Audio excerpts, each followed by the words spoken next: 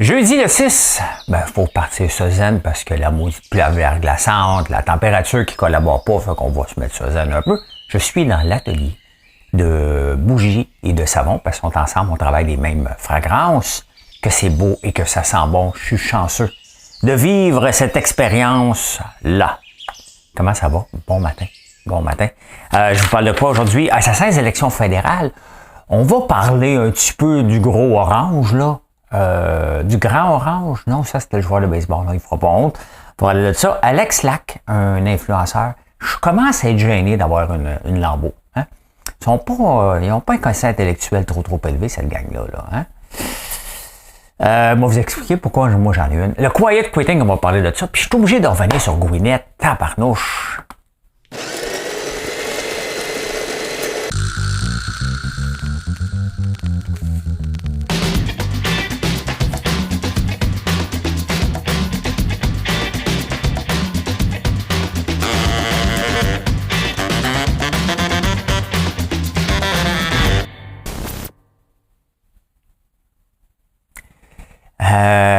Je vais faire un petit avant l'énigme. Avant l'énigme, je vais vous résumer quelque chose. Je vais vous résumer de quoi. Et ça va être le seul moment que je vais en parler. C'est clair? Attention, une minute, là. Madame Cahouette, elle va baisser le piton, exceptionnellement. Attention, mesdames et messieurs, dans un instant, ça va commencer. Installez-vous bien dans votre fauteuil, bien gentiment. 5, 4, 3, 2, 1, 0, partez. Tous les projecteurs vont s'allumer et tous les acteurs vont s'animer en même temps. C'est un peu ce qui se passe avec Trump, hein? C'est terminé, on s'en va à l'énigme. Mesdames et messieurs, 2ELGBTQI+, voici l'énigme du jour. Ça va être très simple, mais je ne peux pas passer par-dessus. En 1968, il devient le premier ministre du Canada. Hein?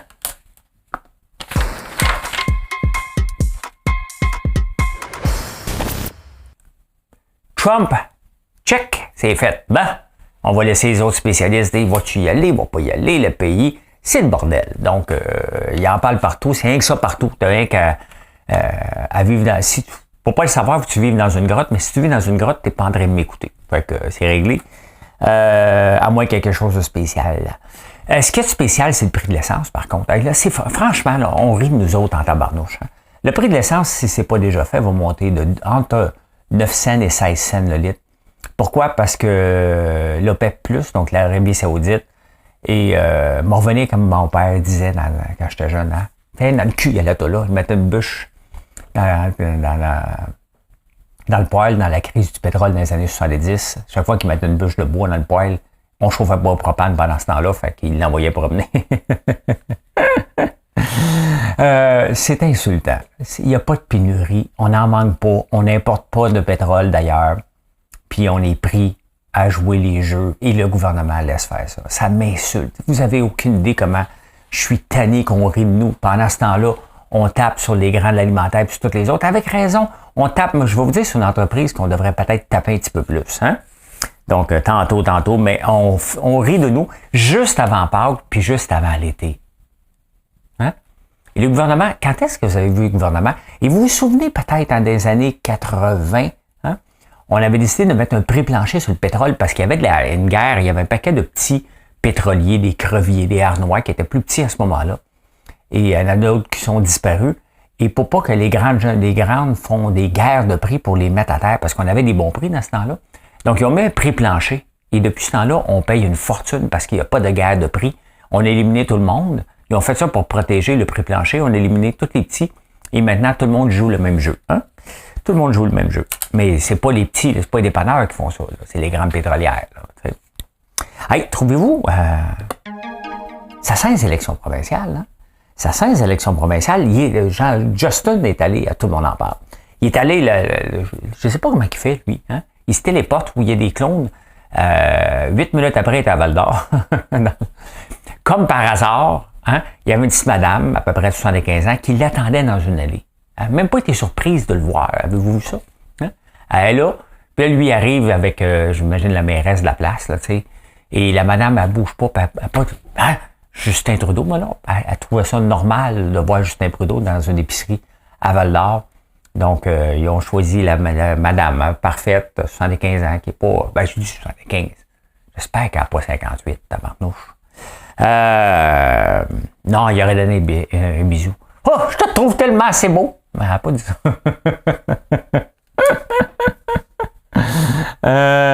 840 millions à la Davie. Ça 16 élections provinciales. Juste donner de l'argent à la construction des vies pour bâtir des bateaux, là, ça sent. On donne de l'argent à l'infrastructure, la méthode keynésienne qui pense que ça marche encore. Il ne sait plus comment dépenser. Il sait plus. On a peut-être besoin des bateaux, mais ça, tout le monde en parle. Val d'Or, la Davie dans la même journée, en 24 heures, ça sent les élections provinciales, fédérales. Donc, il va quand? Ben, ça se prépare. 18 mois, 12 mois, 18 mois d'avance. Donc, ça, on est là. On rembarque. On a à peine sorti d'un rythme dépensier qu'on rembarque dans un rythme dépensier. C'est pathétique. Puis il va gagner, là. Il va gagner.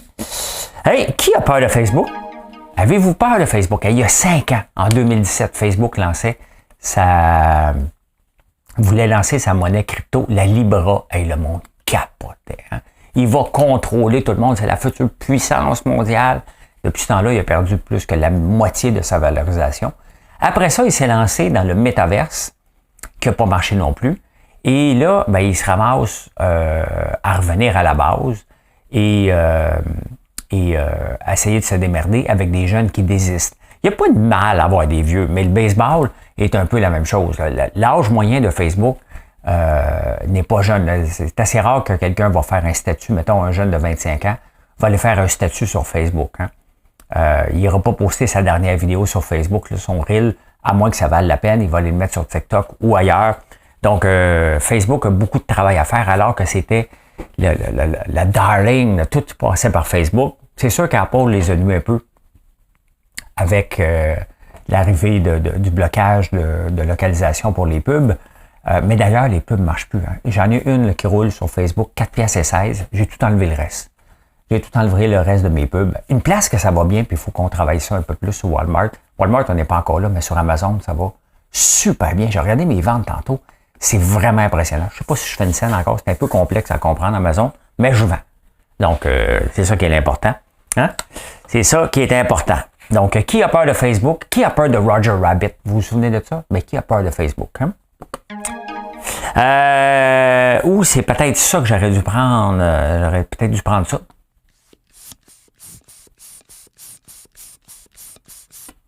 On flush ça. La géothermie, y a-t-il encore quelqu'un qui rêve à ça? Hein? Ça pogne pas. Ça coûte cher. Je me souviens, moi, quand j'hésitais à chauffer au granule, au bois ou à géothermie, j'avais une cotation parce que ça me prenait... Au début, je voulais avoir des granules. Tu sais, j'ai une mini-usine de granules et qui est arrêtée. C'était pas rentable. Puis, donc, je voulais me chauffer au granule. Puis, les grosses fournaises au granule qui me donnaient à peu près 2 millions de BTU coûtaient, la cotation que j'avais eue, 128 000. Donc, j'avais quelqu'un qui travaillait pour moi. Puis, je dis, ouais, c'est cher un peu, on va regarder la géothermie. T'sais?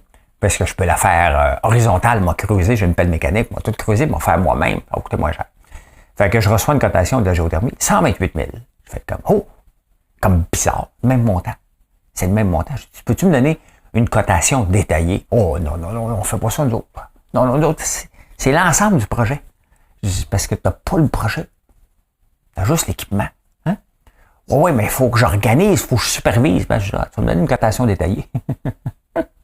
Fait que lui, il me regardait creuser la pelle mécanique, 2500 $. Mettre le tuyau dans la terre, 2500 $. Rentrer le tuyau dans la maison, 2500 $. Le brancher au système actuel, 2500 $. C'est un imbécile. Donc, la géothermie, ce sont, je pense, auto-pelures bananées, hein, comme on dit, en voulant charger très cher, en montrant. Il y a beaucoup de charlatans là-dedans. Il y en a de moins en moins, là, mais ça vaut pas ce que ça vaut. L'équipement de géothermie là, coûte à peu près 7000 $, dans le temps, il y a 3 ans. Et ça me coûtait 128 000. Vous voyez que j'ai arrêté, là. Donc, ils ont fait à croire qu'on n'est pas très pour économiser. Le transfert de chaleur, il est bon, mais il n'est pas au point de vue rentabilité. Il vaut pas la peine. Une des industries qui sont pourtant bien équipées pour en faire des grands chantiers, ben c'est l'industrie du pétrole. Hein. Ils sont habitués de creuser des trous aux autres, parce que normalement, tu vas à la verticale Moi, j'y allais à l'horizontale, mais ils sont équipés et pourtant, ils commencent à regarder parce que c'était pas rentable. Parce que techniquement, si c'était rentable, ils auraient été chercher l'électricité dans le sol, eux autres, là, pour faire leurs affaires. Ils sont tout équipés, là. Hein? Mais non, ils ne font pas. Ils commencent à regarder de plus en plus. Donc, intéressant quand même, mais on est loin de la coupe au lièvre. Là. Puis je le sais qu'on ne dit pas coupe au lièvre. J'ai le goût de le dire, puis je suis obligé de l'expliquer parce qu'il y a toujours quelqu'un qui me corrige. On ne dit pas ça, coupe au lièvre. Ben non, je le sais. Je le sais qu'on ne dit pas. Je cherche mon piton. Québec.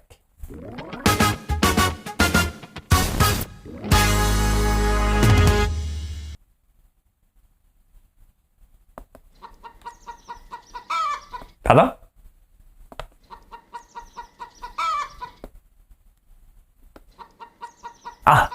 Ah, c'est l'UPAC. L'UPAC, c'est ça. C'est parce que je veux parler d'UPAC. Ils ont été obligés, ils avaient décidé de couler de l'information. L'UPAC, là, à quel moment il y a quelqu'un qui va dire « c'est assez le party ». Hein? Eux autres, ils avaient décidé de couler de l'information sur Jean Charest. Pas une fois, pas deux fois, 54 fois. Donc, Jean Charest vient de gagner en cours 385 000, enfin. Hein? Peu importe si vous l'aimez ou pas, là, il y avait 100% raison, OK? De poursuivre, et il y avait encore plus de raisons de gagner, parce que l'UPAC s'amuse à faire ça depuis le début, couler de l'information. C'est comme la vieille politique policière. Hein? On va couler un petit peu d'informations. On va un peu plus, il appelle Poirier, là, ou William Bumbry. Ici, William Bumbry de la police de Montréal, de la communauté urbaine de Montréal. Échec au crime. Bon, 54 fois qu'ils ont coulé de l'information sur Jean Charest. Hein? Ça, c'est notre corps policier, le top des tops des tops. Ils n'ont jamais rien fait. Ils n'ont jamais rien fait, mais on continue à financer ça. Non, c'est top. Qu'est-ce que c'est marqué? Ah!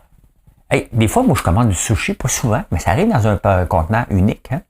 Il habite à Montréal, mais ils vont me livrer ça comment, mes sushis, maintenant?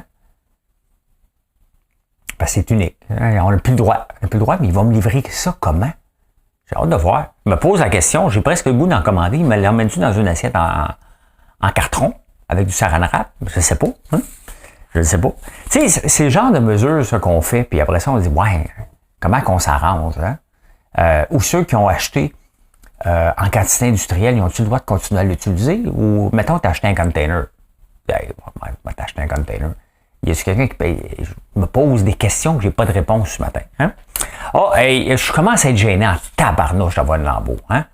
C'est gênant en tabarnouche. Moi, vous dire pourquoi j'en ai eu une lambeau, c'est parce que moi, ça faisait partie de mon rêve de jeunesse.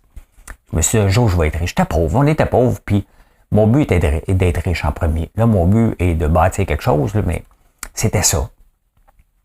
Et maintenant, ils sont toutes quétaines, ils sont toutes parvenus. Il y a Biglo sur TikTok, puis il y a lui, un autre espèce de loser. Vous devez le suivre, là, comme il joue au big tout le temps, il engueule tout le monde, mais là, il vient de se faire pogner un petit peu par l'Office de la protection du consommateur parce qu'il vend des thermopompes. Hein, puis il dit que c'est payant. Hein, ben, vous voyez hein, comment l'industrie de la thermopompe devrait être gênée. L'industrie de la tu sais, quand quelqu'un là arrive chez vous à la porte pour te vendre une thermopompe, en partant, là, on s'entend dessus, là, il essaie de t'en passer une petite vite, parce que ça se vend pas de porte à porte, techniquement, là. OK? Mais lui, c'est ce qu'il faisait sans permis. Il se la pétait, puis toujours au volant d'une Lamborghini puis de gros chars. C'est gênant. C'est gênant. Moi, je la garde parce que je n'en achèterai plus. Là. Je suis plus là. Mais, puis j'aime ça une fois de temps en temps, mais c'est plus de l'embarras qu'autre chose. Mais eux autres, ils me font passer pour une bande de morons. Après ça, tout le monde dit, ben oui, t'es aussi parvenu qu'eux autres. Ben oui, plus là. Hein? Ben c'est ça. Tu sais, quand tu vends une thermopompe, là, puis il y a quelqu'un à l'autre bout qui s'achète une Lambo le lendemain matin, okay? Dites-vous, vous êtes fait fourrer. Hein? C'est un peu comme la géothermie. 128 000 $, j'en avais pour 7 000 $ d'équipement. Tu sais, à un moment donné, en plus les tuyaux, là, la cossin, mais le gros de la patente qui fait la géothermie, ça coûte pas cher. Ça coûte pas cher. Fait qu'à un moment donné, c'est que ces industries-là hein, roulent dans l'abondance. Et ça, quand ça fait l'affaire à tout le monde fait. Mais à la fin, là, il y a quelqu'un qui a peut-être payé 10-12 000 $ à thermopompe, peut-être plus que ça, qui en valait peut-être 500 $. Hein? Pendant ce temps-là, il y a un smart qui se traîne sur TikTok à traiter le monde d'imbéciles au volant d'une Lambo, disant que c'est facile de faire de l'argent en faisant du porte-à-porte. Ben, il vient de se faire prendre. Il n'y aura rien, là. Il va continuer probablement qu'il est sur TikTok en train d'envoyer chez quelqu'un, mais bon. Hein? Hey, la SAQ sont effrontants, tabarnouche, hein? Ils viennent de foirer un système complètement d'aplomb. Le boss, il a l'air d'être encore là. On n'a pas fait d'annonce qui est remplacé par un Top Gun. Hein. Il est encore là en train de... C'est pas le temps de le déplacer. Il faut gérer la crise. Ben, c'est lui qui l'a fait, la crise d'école-là. Ils veulent implanter la reconnaissance faciale. T'sais. Une chance que Geneviève Guilbeault, elle veut être futur premier ministre, elle a mis son pied à terre, là, pour dire, ben non, vous n'allez pas faire ça tout de suite, là. C'est pas facile, c'est pas facile, c'est pas facile.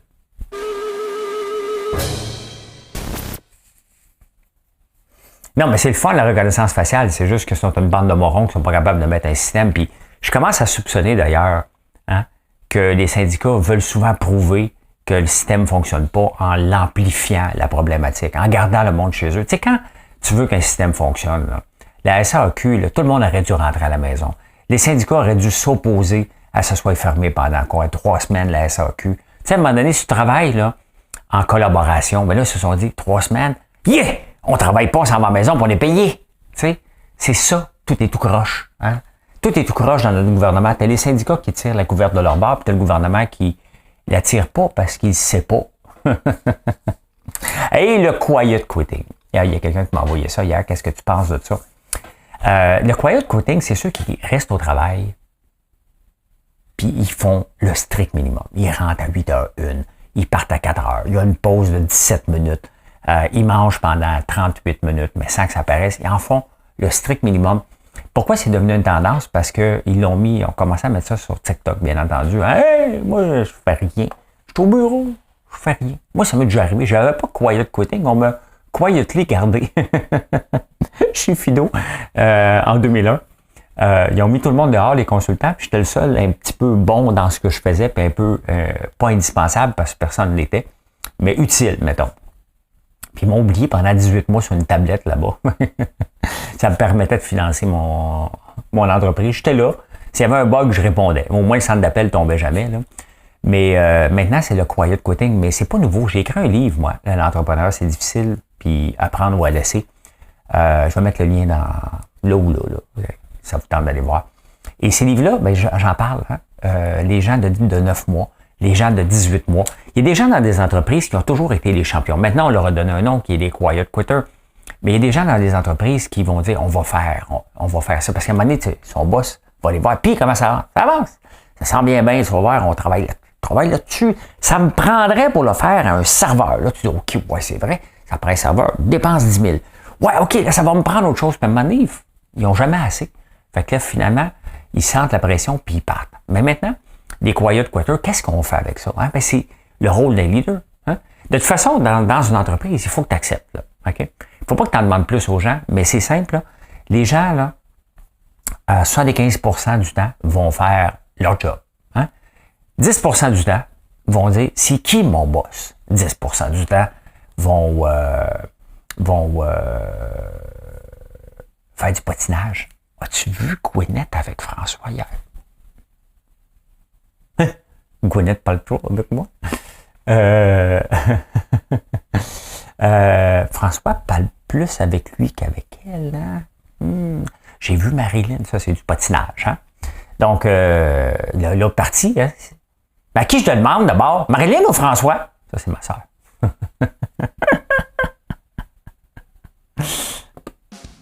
Et moi, je dis tout le temps, c'est pas moi le boss. Moi, je suis celui qui trouve des nouvelles idées. Donc, c'est ça ma job, puis de trouver de l'argent. Okay? Et 5% des gens se dépassent dans les entreprises. Maintenant, on n'entend plus le mot « hustle ». Alors moi, je hustle. C'est presque mal vu maintenant de dire « moi, je travaille, puis je donne tout, tu te fais passer pour un licheux » ou tu te fais passer par un loser qui n'a pas de vie. T'sais? Alors que c'était comme ça avant. Là, maintenant, tu te fais passer pour un gagnant en disant « moi, je fais le strict minimum, je rentre chez nous ». Et c'est correct de faire pas le strict minimum, le minimum d'heures, mais être performant. Moi, je ne tolère pas ça. Moi, vous le dis tout de suite, là, si tu viens pas travailler pour moi, je vous watch. Hein? Je vous watch. Je regarde ceux qui quittent tout en étant là, en faisant le minimum, en rentrant un petit peu plus tard, je le serre à la vis ou je les mets dehors. Donc, pourquoi? Parce que ça l'amène une mauvaise... Les autres le voient. Puis les autres chialent, puis ils disent, mais pourquoi moi je vais me dépenser? Celui qui veut se dépasser, puis les entreprises qui ont du succès, se doivent d'emmener les gens qui ont 5% le goût de dépasser, les amener, le 10-10 va toujours être là. 10% des gens qui vont juste patiner à courant de la journée, on a besoin de ça. D'ailleurs, c'est un instinct de survie. Là. Hein? Si vous écoutez Big Brother, c'est terminé, là, mais vous envoyez du patinage puis du mémérage, ben ça, c'est l'instinct de survie. Et c'est ce qui fait la société que nous sommes aujourd'hui, c'est grâce au patinage, entre autres. Donc, voilà. Hein? Si vous en avez plus, moi, c'est la théorie du 9 mois. Pendant 9 mois, les gens là, peuvent faire à peu près ce qu'ils veulent dans l'entreprise. Après ça, ils vont quitter par eux-mêmes si ça ne leur tente pas de travailler et ça ne leur tentait pas de travailler. Hein? Finance. Même la misère avec mes pitons, je les trouve pas maintenant.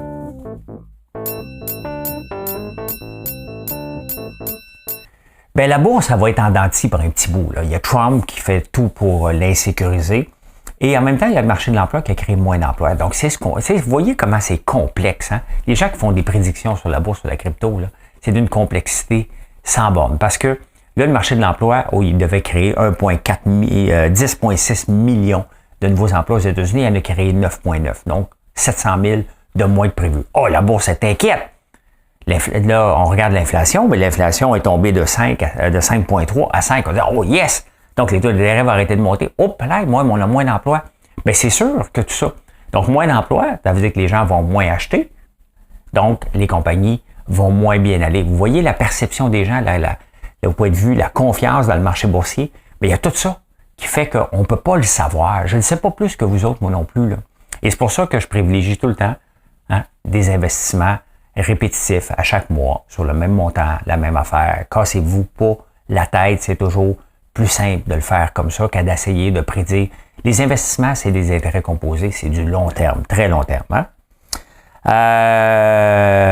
Il y a aussi, dans le marché actuellement, une gang d'effrontés. Il y a des gens, je viens de parler des quiet quitters. Mais à un moment donné, les quiet quitters, c'est ceux qui ne quittent pas. Puis il y en a d'autres qui disent, moi, je lâche ma job. Tanné, là. Tanné de travailler pour lui. Moi, je lâche. T'en vas. Elle dit, c'est pas. Mais, je suis tellement bon. Hein? Fait que ceux-là, ils amplifient aussi le système. Donc, eux autres, ils disent, moi, je quitte parce que je me trouve autre chose. Donc, ça, c'est à la hausse en ce moment. Donc, il y a tout ça mis ensemble. Puis là, les gens qui essaient de faire des placements à long terme ne savent pas quoi faire parce qu'il y a trop de données qui ne matchent pas ensemble du tout. Donc, voilà. Hein? On parle encore du salaire des dirigeants de l'Oblast qui vient de se verser 32 millions. Ah, c'est la norme. Alors, acceptez-le, là. C'est la norme de diriger des grandes entreprises. Puis ça donne qu'il est actionnaire. Il y a souvent un package qui vient avec les actions. L'action a bien été. Tu sais, il faut arrêter de capoter, là. On a emmené 1 million de plus de gens qui vivent au Canada. Ils mangent. On les a pas mis dans une caverne pour dire que vous autres, vous jeûnez. Hein? Vous allez tester 1 million de nouveaux Canadiens qui vont jeûner. Vous allez boire de l'eau. Hein? Je bois de l'eau, oui. Oui, je bois de l'eau. Donc, non, ils mangent. Donc, c'est normal. Je les défends pas. Mais à un moment donné, il faut arrêter de capoter ces entreprises privées. Laissons les actionnaires, laissons le marché décider ce qui est bon pour aux autres ou non. Regardez le Nouvei. Hein? Nouvei, qui est dans les cartes de crédit, on l'utilise sur notre plateforme. Je ne suis pas tellement satisfait. Là. Ça a l'air plus simple que celui-là. J'hésite même. Probablement que je vais revenir en arrière et ne plus les utiliser. Je suis pas satisfait tellement du service qu'ils offrent. Et il y a quelque part en dedans de moi qui est un peu qui ne veut pas encourager ça. Lui, l'année passée, s'est versé, alors que c'est une start-up qui a eu des investissements aussi. Ça, à la bourse, s'est versé un salaire de 160 millions. Hein? Ça, là, c'est un peu vous autres, moi, tout le monde qui paye ça dès qu'on utilise une carte de crédit puis il y a la plateforme Neuvei derrière. Ben, c'est vous autres qui payez ça, vous ne dites rien pourtant. Hein? Et pourtant, nos cartes de crédit, nos frais de carte de crédit coûtent cher. Donc, il n'y a personne qui chiale contre ça, là. Hein?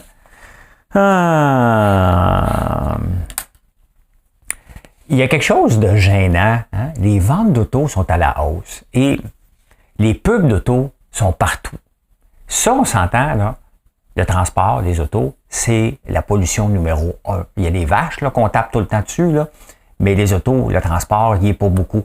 Qu'est-ce que les gouvernements font? Comment ça se fait qu'on permet d'avoir autant de pubs? Comment ça se fait qu'on est si fiers du nombre d'autos vendus?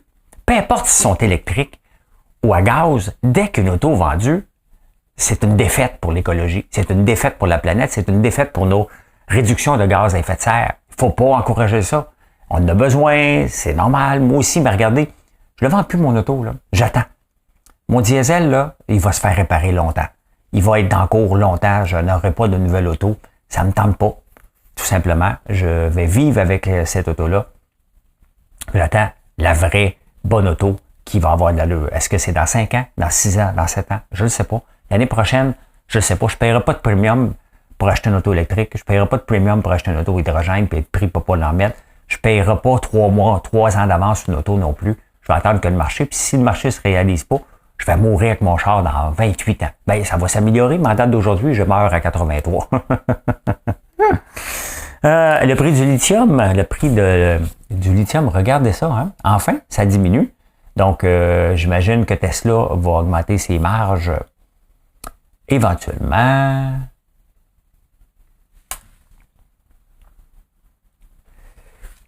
On va mettre ça à jour. Ben, le pétrole monte. Regardez, le pétrole a baissé de 15%. Il augmente de 10% cette semaine. Mais regardez le prix du lithium, le métal. On va le chercher. CTRL F. Lithium.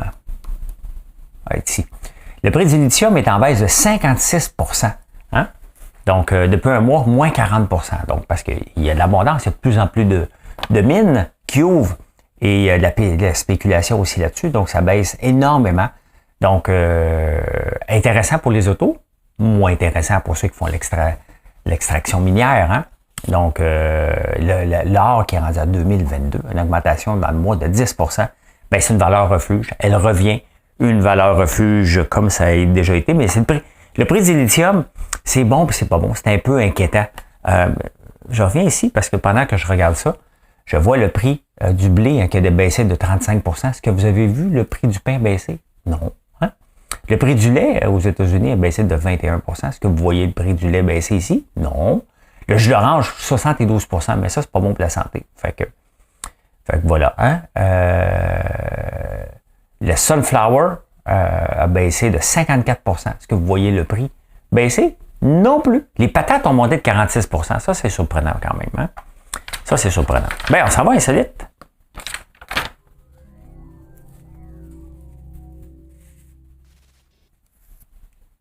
Il y a une chose quand même que les artistes sont capables de faire plier. Les gouvernements ne sont pas capables de faire plier les grands du pétrole, mais les artistes sont capables de faire plier Netflix. Hein? Je lis les journaux à travers le monde. Il n'y a pas un journal, je pense, cette semaine, où Netflix n'a pas fait une annonce pour dire on va faire, comme là, ici, vient d'annoncer juste pour rire, on va faire de l'argent. Il y a Prime aussi qui le font. Là, je regarde en Australie, c'est la même chose. Partout ce qu'ils sont. C'est sûr qu'ils ne peuvent pas le faire partout, mais il y a des productions hyper locales, partout pour satisfaire tout le monde et avoir la paix. Netflix l'a compris, ça. Fait qu'il satisfait tout le monde. Ouais, on va te faire ça ici, faire ça là, faire ça là. Faire une production québécoise un petit peu en Nouvelle-Zélande, mais je vais te mettre un technicien de la Nouvelle-Zélande, m'emmener une équipe du UK.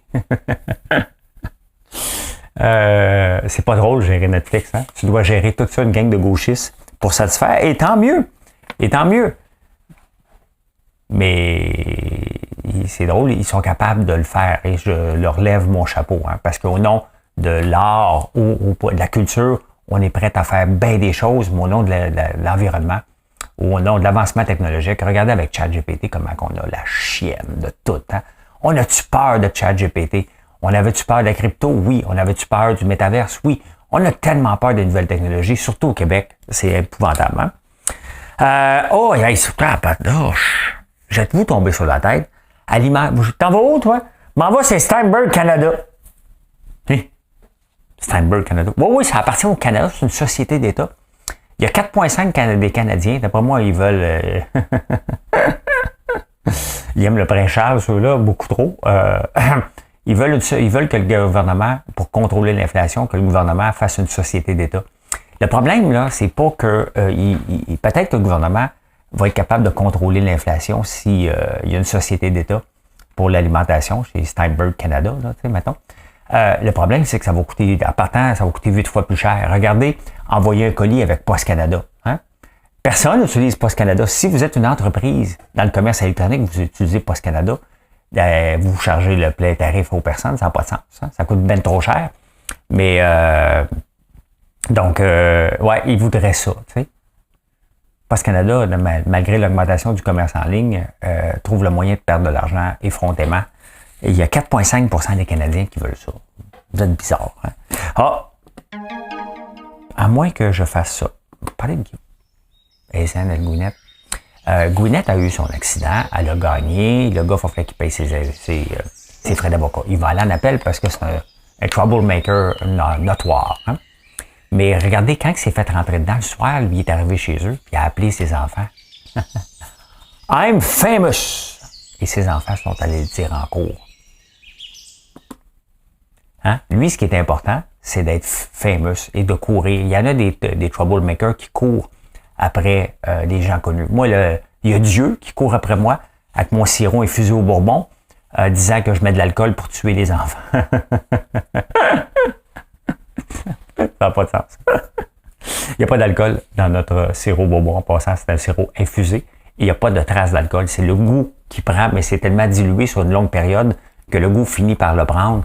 Un peu comme si tu laissais traîner ton sirop à côté de la boulamite ou à côté de tes vieux bas. Ben, peut-être qu'il prendrait le goût. Nous, on l'infuse dans du bourbon. Donc, une nouvelle entreprise. Hey, non, sincèrement, là, si vous êtes dans l'industrie du lait,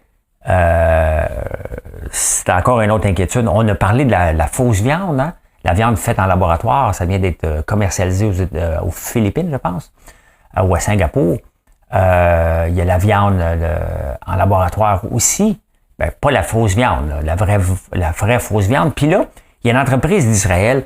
Israël est le pôle, ils en font de l'investissement. Ils en ont des chercheurs aussi. Tu sais, cette semaine, on a fait un débat où je te compte un peu l'exploration minière, pas minière, mais spatiale. On parlait du velcro, mais le velcro, mon ami Robert m'a fait rappeler que les pic-pics des chevaux, là, c'est parti de là, le velcro. T'as pas obligé d'aller, il me pogne après les pantalons. Des bardades, je pense qu'on appelle ça. Donc, t'as pas obligé d'aller sur la Lune. Mais regardez, Behind the Revolution, je vous montre une entreprise qui s'appelle Wilk. Et eux autres, c'est à Israël. Ils investissent beaucoup Israël. Il y a beaucoup de logiciels qui viennent de ce coin-là. Hein? The next evolution step is on Wilk, the revolution of milk. Donc, eux autres, ils font du lait en laboratoire, un peu comme la fausse viande. Et là, c'est de reproduire exactement la même bactérie, le même goût du lait, sans l'impact environnemental des vaches et de leurs petits gaz, leurs gros gaz, parce qu'ils en émettent beaucoup. Donc, on fait des recherches comme ça. Il n'y a pas des petits joueurs derrière ça. Il y a Danone et Coca-Cola. Hein? Et Coca-Cola investit beaucoup dans le lait. Hein? Ils sont dans Fairlife aussi. Donc, on croit au lait. On a besoin du lait, puis on va continuer à en boire. Ben, ça rentre dans plusieurs de nos recettes. Mais on est en train de voir comment le changer. Hein? Megan, la femme Harry, la troublemaker, la chialeuse numéro 1, les deux chialeurs numéro 1 hein, qui font juste pleurnicher, elle va être nommée Woman of Vision Award. Puis sincèrement, ça fait fâcher un peu tout le monde. Elle travaille 1 heure par semaine sur une organisation. Elle fait ça de chez elle. Puis elle lit probablement 1 ou 2 emails. Et là, elle va être comme la femme de l'année avec la plus grande vision. Mesdames et messieurs, 2ELGBTQI+, voici l'énigme du jour. Ben là, c'était facile. C'était facile, là. Hein? En 1968, Pierre Elliott Trudeau devenait le premier ministre du Canada. Ça, c'est le fils de l'autre qui dépense autant que lui. Hein? Et bien voilà, je peux dire ceci. Mission accomplished. Merci d'être là, bien entendu. Merci d'être toujours là. Et venez nous voir sur françoislambert.one. Je vais mettre le lien pour les livres, si ça vous intéresse. C'est les deux sur complète. Mais les Quiet Quitters ont toujours existé. Et il faut juste être capable de les détecter parce que ça nuit à l'ensemble de l'entreprise. Et je vous laisse sur une petite chanson que mon ami Denis Lebel m'a envoyé, une version de Le temps des colonies de Michel Sardou. Bonne journée tout le monde.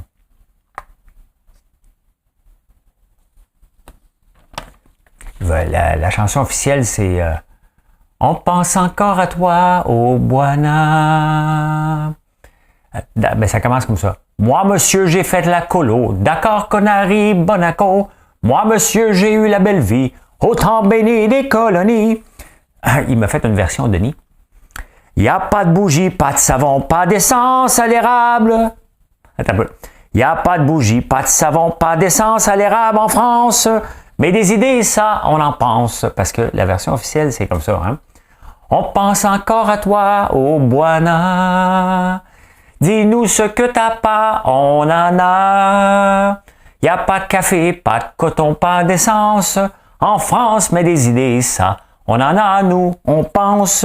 Y a pas de bougie, pas de savon, pas d'essence. À l'érable, en France. Bonne journée.